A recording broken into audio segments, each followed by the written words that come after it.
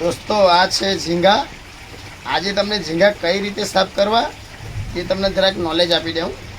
કારણ કે ઝીંગા આપણે બજારમાંથી 400 કે 450 કે 500ના કિલો લાવીએ અને આવી રીતે ઝીંગા મૂંડું સાફ કરી અને આપણે ખાઈએ તો લગભગ કિલો ઝીંગામાંથી શેર તો આપણો કચરો જ નીકળી જાય।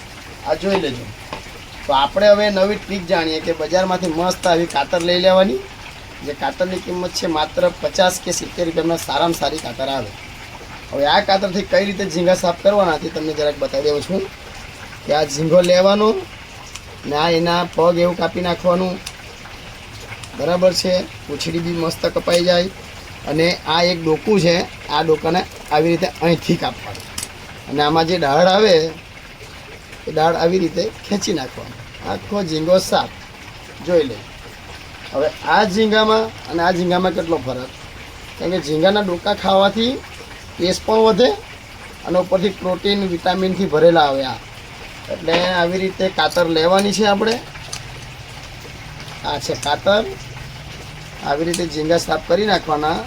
એ કોઈ પણ ગૃહિણી હોય કે કોઈ પણ ભાઈ હોય બહેન હોય ગમે તેને આરામથી ફાવી જાય। સારામાં સારી કાતર બજારમાંથી લઈ આવો એટલે આવી રીતે તમારા ડોકું અહીંથી કાપી નાખવાનું છે।